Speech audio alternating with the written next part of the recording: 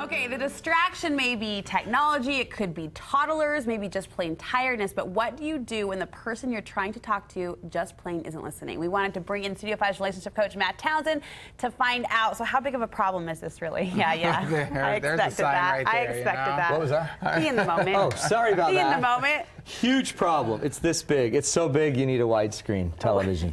It's big. Think about it. How many times have you been sitting there talking?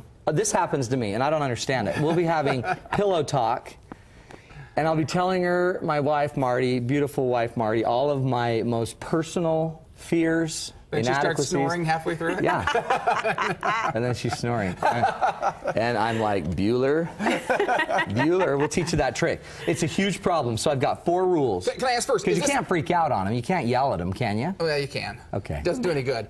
Is this more of a problem? Husbands trying to get their wives' attention, wives getting their husbands' attention, parents trying to get children's attention? What does this deal with most? Yes, all of the above. It's everyone. Now, I think we do all listen differently. I think men are more easily distracted statistically.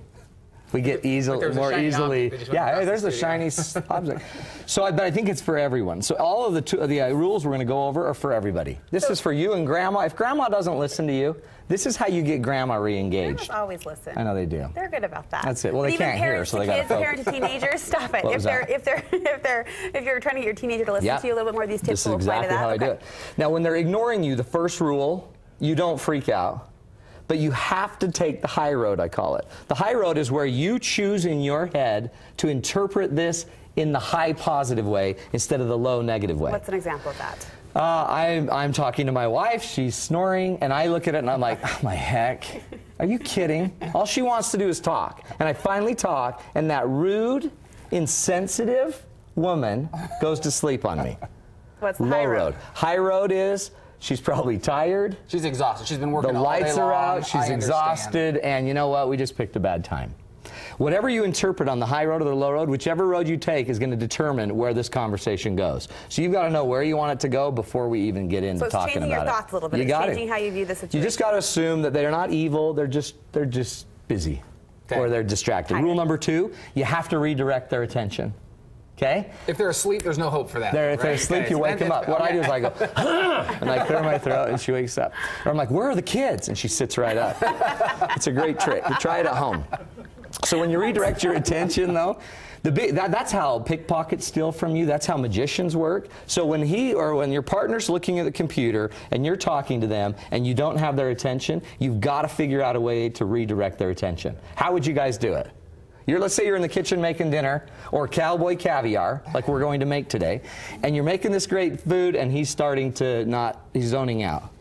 Well, don't drop the pan. You could drop the pan. That would get their attention. Sorry, honey. I would think so, even like a Bueller, as you were doing earlier. You're going to snap? Yeah. I would. You could snap. You could throw an apple. I don't approve that. Yeah. You got to be careful. What? Yeah. Don't do the snap. I might say, honey, I'm talking to you here. Yeah. Can I snap my That's one way to do it. One way is just go silent. Just be quiet. Silent. Now, you don't do the cold silence where you're like, I hate you, I'm never talking to you again. You don't do that silence. You do the warm silence. You just go quiet. And they'll notice, oh, what were you saying? And you're like, never mind. Because if you loved me, you wouldn't do that. No, you just say something like, you know what, I just noticed you were busy reading and I was interrupting, so I was just going to wait until you're ready. Just something to change the distraction. We don't need to guilt them, but you got to somehow redirect it. Another one is get close, touch them. Another one is just go make fun and look in their face, something like that. I would also make jokes. Jokes always work really well. Can't imagine. It's weird. I hate it. Third one, only eye contact counts. Nothing counts as a conversation unless it was eye to eye. Oh. Okay? Ever. So the big topics can't be done when somebody's got to get eye contact. Multitasking. So if you decided you're gonna leave your partner, wouldn't you do it eye to eye? I'm out of here. Okay. I'm leaving you. You don't wait till he's on the computer and you're like, okay, honey, I'm taking the kids. Okay, have fun. Yeah. And I'm never coming back. You're going to want eye contact for anything. So in my family, if we have 5 boys, boys usually don't maintain eye contact very much. Studies show that, right? We talked about that before. Yeah, we have about a 3-second gaze and then we move on. Women have about an 11-second. It's awkward, long. And so eye contact is the only thing that matters. If you don't have it, it didn't count as a conversation. So if you really want to make sure we've heard it, then you get my eye contact. Okay. Okay? See, he clapped. He clapped. Yeah, How's it any different from the snap? Snapping is just so demeaning. Did you not know that? And the last one is simplest. Change. So once we've had a conversation and we realize that you get distracted on the computer, let's talk about it. Honey, what do you want me to do when you're on the computer and we're talking, or when one of us is distracted? And you could make a rule. That's our Bueller rule. Bueller.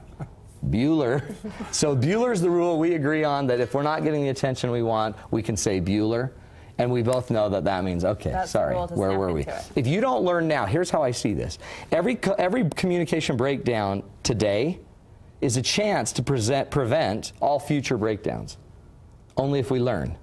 If we don't take our breakdown today and learn from it, we're not changing our future. So every time we have a communication breakdown, we talk through it, we work through it, and we come up with a rule or a learning. And this is a little thing. I mean, not listening. It's a little thing. It kind of is the stereotypical thing the wife complains about, or the parent of the teenager complains about, but it can make a big difference. You know what? I saw a coach that had the biggest difference because what would he say? He had some phrase he would say, and he would say it, and the minute he said it, all the kids learned to say the other half of the phrase.